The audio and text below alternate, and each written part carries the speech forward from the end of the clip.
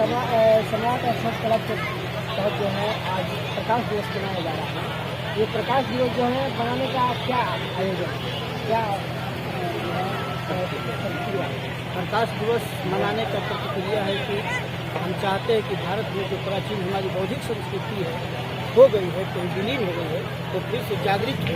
अब जो भारत अभी विश्व गुरु के नाम से जाना जाता था, जिसको आज लोग कल्पना करें कि हम भारत को विश्व गुरु बनाएंगे, तो हमारी पुरानी खोई हुई वही पुराना भारत विश्व गुरु उभरे और फिर विश्व गुरु बनाने की जरूरत नहीं पड़े, बल्कि हमारा विश्व गुरु भारत है। उस चीज़ को मानना पड़ेगा कि हम भारत हमारा विश्व गुरु है।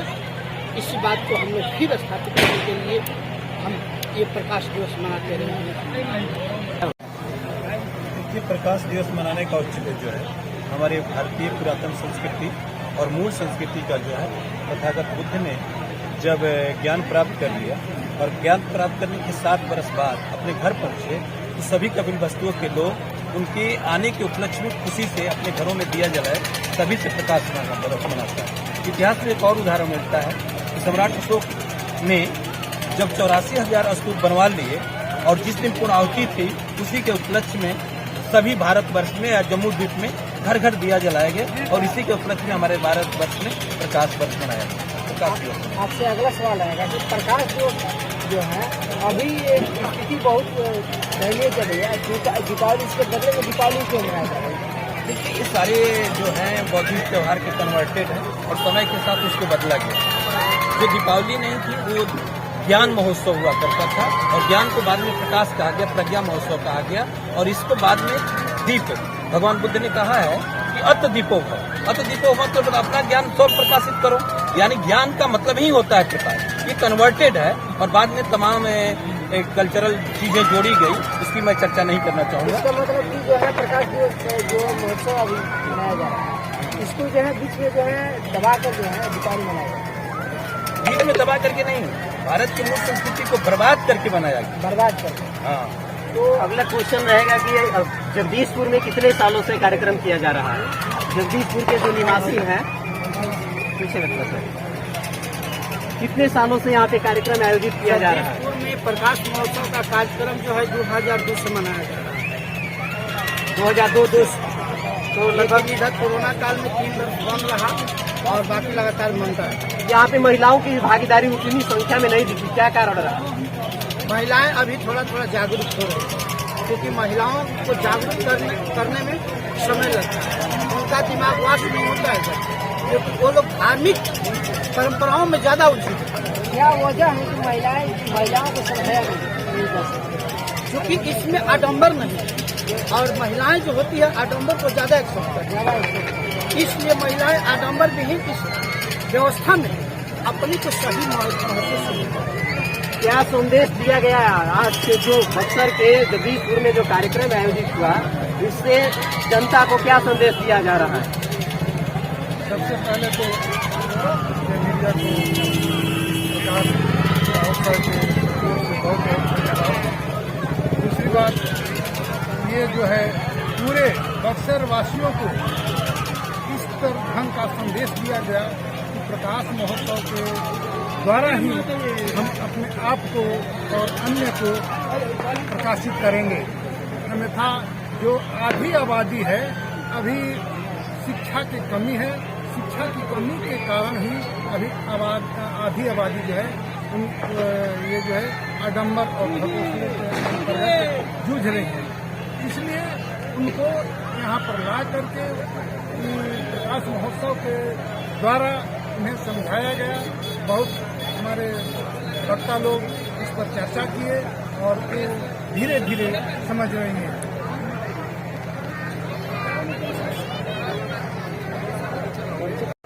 जनता कॉलेज ज्वाइन हो। मैं प्रोफेसर विजय बहादुर सिंह, भूपेश कॉलेज भभुआ बिहार, और मैं सम्राट अशोक का परिवार का जनरल सेक्रेटरी भी हूँ। सर कुछ कहना चाहते हैं, क्या संदेश है सर?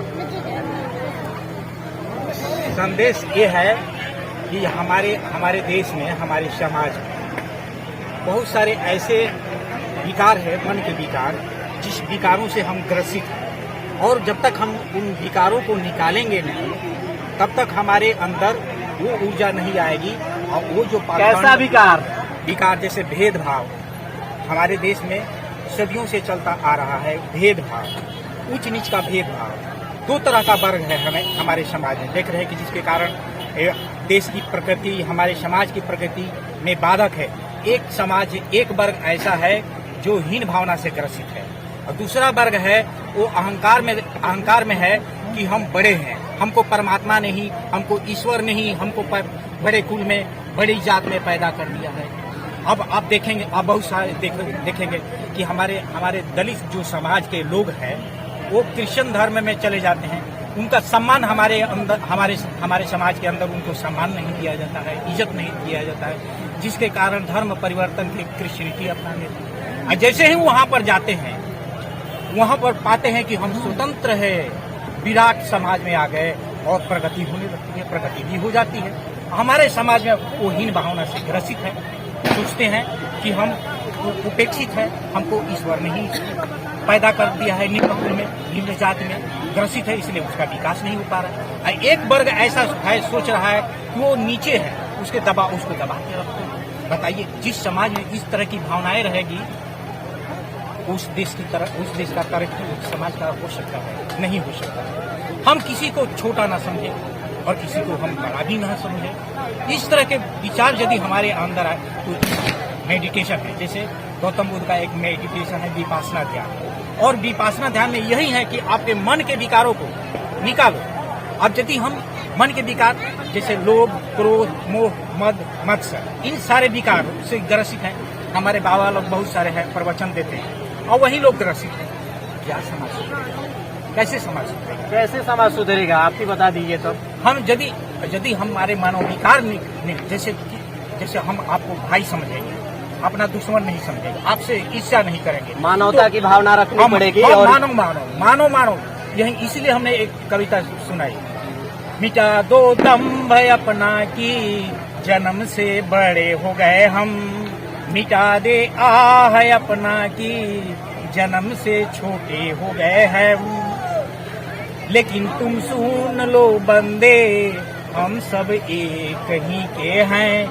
यदि ये भावनाएं हमारे समाज के, हमारे देश के लोगों के अंदर आ जाएं कि हम सब एक ही परमात्मा के बनाए हुए हैं, तो हम किसी को छोटा नहीं समझेंगे और किसी से के साथ घृणा भी नहीं करेंगे, भेदभाव नहीं किसी प्रकार का होगा।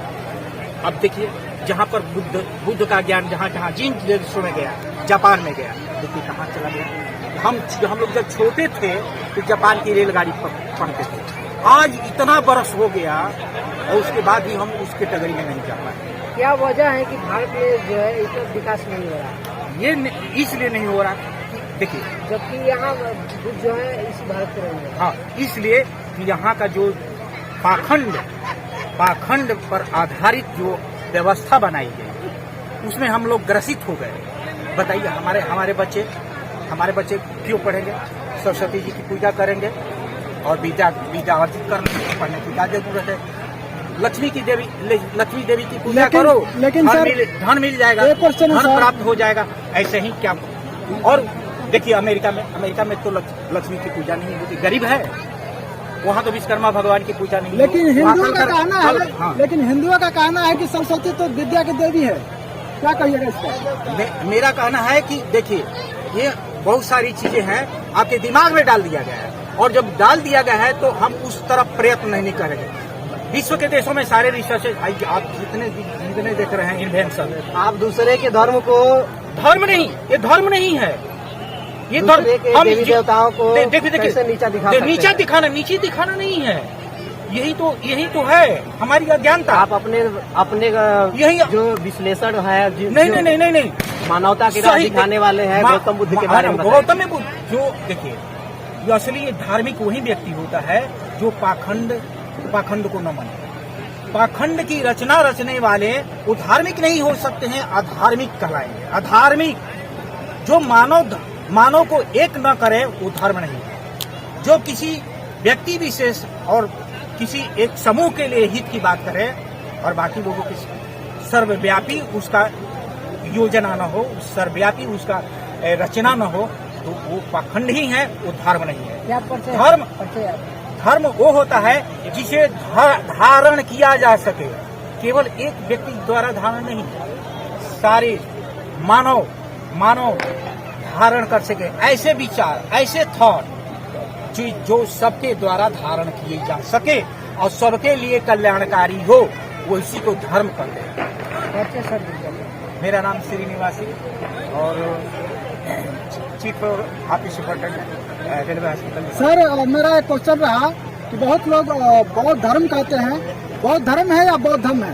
दोनों में धर्म को ही धर्म कहा गया है, और धर्म का मतलब वो होता है कि ऐसे विचार, ऐसे थॉट, ऐसे फिलोसफी, ऐसी धारणा जिसे धारण किया जा सके, ऐसी फिलोसफी, ऐसा दर्शन। देखिए, धर्म जो सबके लिए कल्याणकारी। जी सर, आप क्या कहना चाहते हैं? धर्म में अंतर है, धर्म और धम्म में अंतर है। धर्म से एक सांप्रदायिकता झलकती है और धम्म से मानवता झलकती है। सम्राट अशोक ने कहा था किम तुम धम्म में दया दाना अवकाश सन हो बहु कल्याण। ऐसा कर्म जिसमें दया हो, दान हो, कल्याण हो, बहुतों का कल्याण हो और पाप रहित कर्म हो, उसी को हम लोग क्या कहते हैं? धम्म कहते हैं। और धम्मादेश सम्राट अशोक ने अपने शिलालेखों में जगह जगह लिखवाया है, और किनके साथ कैसा व्यवहार करना चाहिए, सारी चीजें लिखी। हमें किसी धर्म के और किसी संप्रदाय के विषय में हमें कुछ भी नहीं कहना है, क्योंकि मेरी ही संस्कृति इतनी बड़ी है, 84,000 मेरे गाथाएं हैं, उनको एक्सप्लेन करते सदियों लग जाएंगी। और इसलिए हम लोग चाहते हैं, और एक बौद्धिस्ट किसी धर्म का उल्लंघन नहीं करता और किसी धर्म के विषय में टिप्पणी नहीं। हम आपसे सवाल रहेगा, भारत में जो है पाखंड से लोग ग्रसित हो चुके हैं, उसे कैसे निजात मिलेगी? भारत में जो पखंड आ चुका है, तो इसके बारे में आपको बुद्ध के जो गहराई है, उनके दर्शन है, उसमें जाना पड़ेगा। कबीर के दर्शन में जाना पड़ेगा, ज्योतिबा फुले के दर्शन में जाना पड़ेगा, सावित्री माता फुले के दर्शन में जाना पड़ेगा। ये सब मिट जाएगा अगर इस अपने हम संस्कृति सभ्यता के बारे में हम जब तक नहीं जानेंगे, तब तक हमारी जो अंदर की जो भावनाहीन भावना जो बैठी हुई है, इन्हीं लोगों के महापुरुषों के द्वारा, डॉक्टर अम्बेडकर के द्वारा, जितने हमारा महापुरुष हम लोगों के लिए जो भारत में किए, उन लोगों के बारे में हम लोगों को जानना होगा। तभी हमारे दिल से, दिमाग से, हृदय से, शरीर से हीन भाव का जो हीन भावना जो बैठा हुआ निकलेगा। इसके बाद मैं बताना चाहता हूँ कि जो विषय बिंदु जो शिक्षित भारत है, शिक्षित भारत जो सम्राट अशोक ने पहला विश्व में पहला संविधान शिलालेखों पर लिखवा करके लोगों के बीच में रखा। उस समय सम्राट अशोक के समय में 5 विश्वविद्यालय थे उस समय, जो कि कल्पना नहीं की जा सकती थी, जो कि विश्व के लोग इस देश में पढ़ने के लिए आते थे। उसी समय से सम्राट अशोक के समय में जो छोटा भारत था, बुद्ध के विचारधारा को पूरे दुनिया में सम्राट अशोक अपने लड़का लड़की श्रीलंका भेजा, और दूसरे देशों में अपने माध्यम से सम्राट अशोक ने जब भेजा तो भारत छोटा था, हो गया महाभारत। महाभारत का मतलब मैं उदाहरण देकर बता देना चाहता हूँ। जैसे नदी है, उसके आगे महा लग गया तो बड़ा नदी हो गया। सागर है, उसके आगे अगर महा लग गया, महासागर, महादेश, महाविद्यालय, महानगर। तो जहाँ महा लग गया वो बड़ा हो गया, माने सबसे बड़ा। उसी तरह जो भारत छोटा था, माने भारत छोटा नहीं, भारत था, और जब बड़ा भारत हुआ तो अशोक और बुद्ध के विचार से बड़ा भारत हुआ। मेरा परिचय बुद्ध शरण बौद्ध कैमूर जिला से मैं आया हूँ, और इसमें हम लोग 22 वर्ष से लगे हुए हैं अपनी संस्कृति सभ्यता के बारे में। जहाँ जहाँ हम लोग सुनते हैं, जहाँ जहाँ हम लोगों को खबर मिलता है, तो हम लोगों को जो है वहाँ माने पहुँचने के लिए हम लोग आतुर हो जाते हैं, बेचैन हो जाते हैं। यही मेरा परिचय। अंतिम सवाल रहेगा, भारतवासियों को, तमाम भारतवासियों को संस्कृति में क्या सबसे पहले जो हमारी जो संस्कृति गायब हुई, जो हमने बुद्ध के जो ज्ञान हमारे भारतवर्ष बाटे हैं, आपको पता होगा कि सम्राट अशोक के ज़माने में ताले नहीं लगते थे। यहाँ के लोग इतना सिलवान थे, तो सील का पालन करना होगा और मेडिटेशन करना पड़ेगा और प्रज्ञा का साक्षात करना पड़ेगा, जो व्यवहारिक रूप से है, जो प्रैक्टिकल रूप से। तब तक भारत का वो दिन नहीं लौटेगा जब तक कि हमारे सील से हम लोग पालन नहीं करेंगे। और सीलों के प्रति जो आधुनिक होते हैं, नवबोधों लोगों ने कुछ धर्मों के प्रति टिप्पा टिप्पणी करते हैं, मैं उनकी तरफ से अब माफी मांगता हूं कि एक बौद्धिस्ट कभी भी किसी धर्म के प्रति नहीं। ये धर्म जो है सील, समाधि और प्रज्ञा का धर्म है, और ये सबका कल्याण है। तो मैं कहता हूँ कि बहुत शुभ मंगलम लखंत सब देवता बुद्धानुभावेन सदा सुखी भवन्तु। इसका हिंदी में थोड़ा सा अर्थ बता दीजिए। यानी सभी की भलाई हो, सभी लोग सुखी रहें, सभी लोग मंगल हो, सबका कल्याण हो और सभी जीवों का दया हो। ये गौतम बुद्ध का कथन है। ये भगवान हमारे संस्कृति का मूल उद्देश्य। बहुत बहुत धन्यवाद। अभी आप देख रहे थे बक्सर के शाखा जगदीशपुर से हम लोगों का ये जो प्रेस वार्ता हुआ और यहाँ पे विभिन्न प्रवक्ताओं द्वारा वक्तव्य दिया गया।